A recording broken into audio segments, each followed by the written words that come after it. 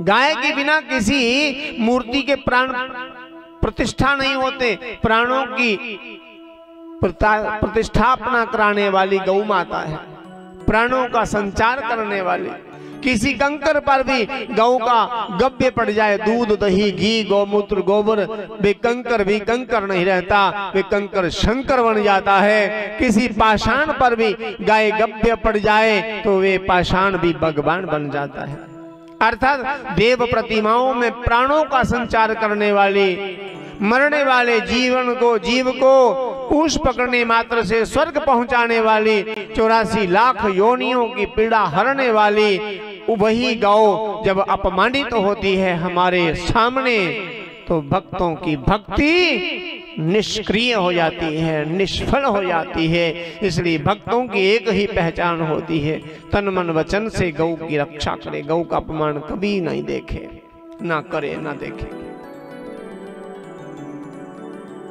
राजा ने गौ को दंड देने वाले उस आतताई को ललकारा, अरे दुष्ट, मेरे राज्य में इतना अत्याचार हो रहा है, मैं अवश्य ही तुझे मृत्यु दंड दूंगा। किंतु वो काले रंग का पुरुष राजा का वेश धारण करने वाला दौड़ कर आया और राजा परीक्षित के चरण पकड़ लिए। राजा परीक्षित ने कहा, दुष्ट, तू दुष्ट होकर के भी इतना चतुर है, तूने मेरे चरण पकड़ लिए। शरणागत की रक्षा करना ही धर्म होता है। अब तू मेरी शरण में आ गया, तुझे मैं कैसे मार सकूं? शरण में आने वाले को मारते नहीं, शरण में आने वाले शरणागत की रक्षा करना ही धर्म होता है। भला मैं धर्म का त्याग कैसे करूं? तो काले रंग का पुरुष कहने लगा, हे महाराज, मैं कोई और नहीं, मैं कलयुग हूँ, कलयुग, सतयुग, त्रेता युग, द्वापर जो अपना समय बिता के चले गए, अब मेरा समय आया है, मुझे मत मिटाइए, मुझे जीने दीजिए। राजा ने कहा, जब जीना है तो मेरे राज्य से बाहर चला जाए। कहने लगा, आप तो चक्रवर्ती सम्राट हो, अर्थात समग्र पृथ्वी पर आपका ही आधिपत्य है, कहाँ रहूं? तब राजा ने कहा, कहाँ रहना, तुझे मैं रहने के लिए जगह देता हूं।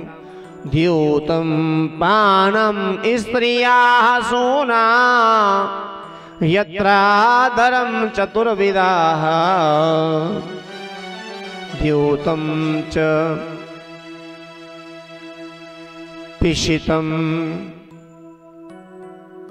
द्यूतम च पिशितम।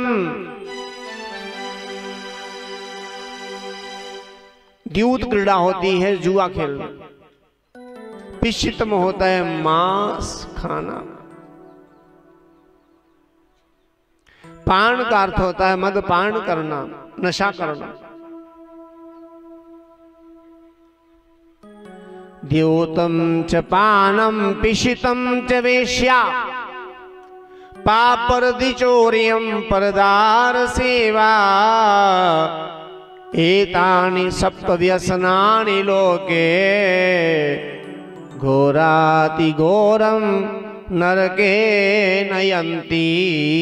व्यसन करने वाला जिंदा ही नरक में रहता है, मरने के बाद वो नरक जाएगा ही, किंतु जिंदा जी ही वो नरक में ही रहता है, उसके लिए नरक ही है।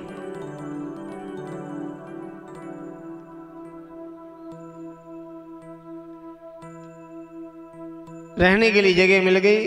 कलयुग कहाँ कहाँ? जहाँ द्यूत क्रीड़ा हो, जहाँ जुआ खेला जाता है, जहाँ नशा किया जाता है, जहाँ मांसाहारी हो, जहाँ परस्त्री गमन हो, जहाँ हिंसा होती हो, जहाँ चोरी होती हो।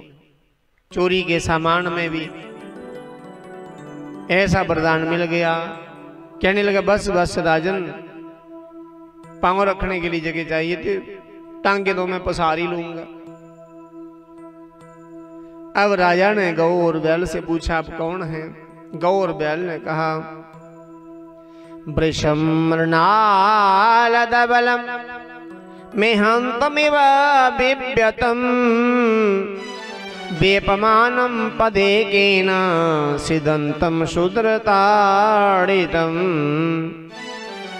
गां च धर्मदुगां दीनां वृषं शूद्रपदाहतां विभत्सां शाश्रुवदनां श्यामां जब समेत क्षति।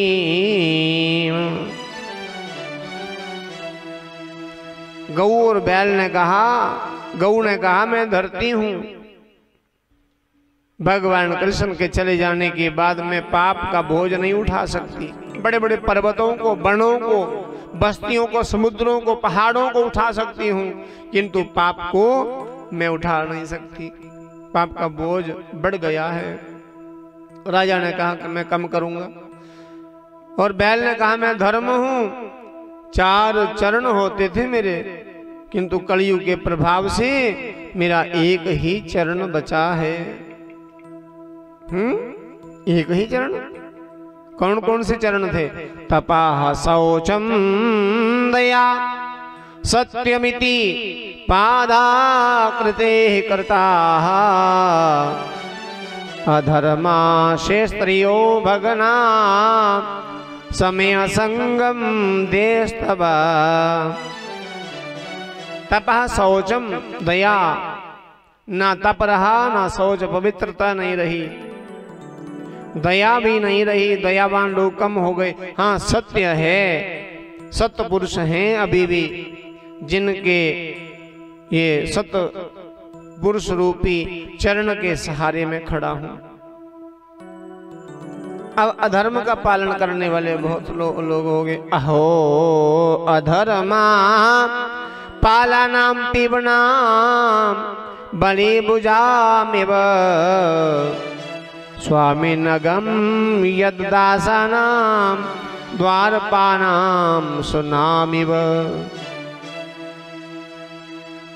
राजा परीक्षित ने कहा मैं आपका कष्ट मिटाऊंगा, आपके चारों चरणों को स्वस्थ करूंगा।